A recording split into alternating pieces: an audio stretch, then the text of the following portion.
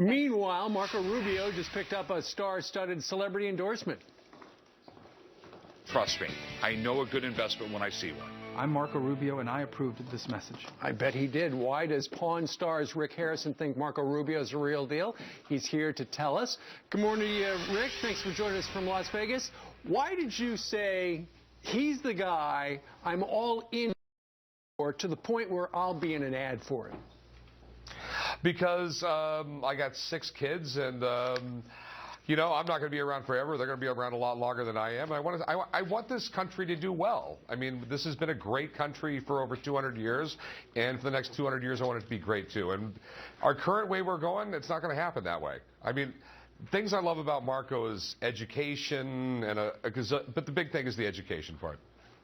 What's changed, Rick? What do you mean the way things are going? What really struck with you? Well, I mean, some of the things that I struck with him, I didn't endorse him until I sat down and had breakfast with him, and we sat there for an hour and a half and we talked. And my big thing is, you know, I'm from a blue-collar family. I worked in a pawn shop, and not a great part of town my entire life, and I've met all kinds of people. And the thing that struck me the most is that he wants to bring back trade schools in this country. It's a really big thing to me.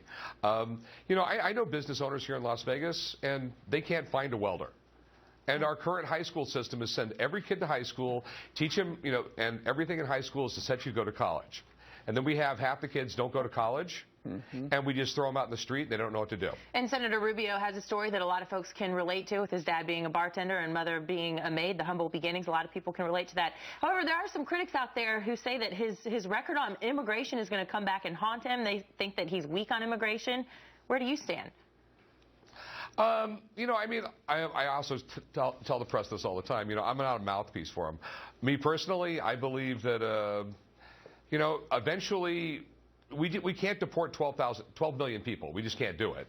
We got to figure out some system. Maybe have a large fine 10 years from now. If they pay their fine, they can pick up a path to citizen, something like that.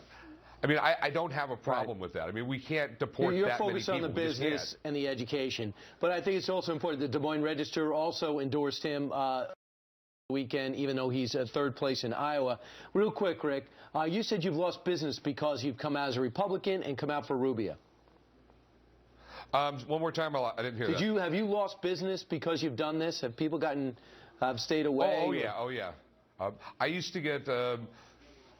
the phone would ring off the hook, literally, for me to do speaking engagements, different endorsements and everything, and it's dropped down a lot. And everyone told me it would happen, and it did. So if you had a do-over, would you do it again?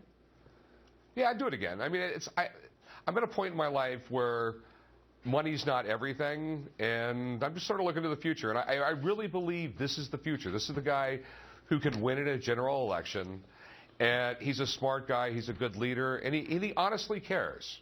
Wow. Well, you care enough to put your name along with his, Rick Harrison, endorsing Marco Rubio. He's done that before. He's standing by him. Right. Rick, thank you very much for joining us from Vegas, baby. Thanks a lot. Appreciate it. Because you and your family are great American success story. Blue-collar guy, hard work, outworked everybody, and is a big success. Rick Harrison, thanks. Meanwhile,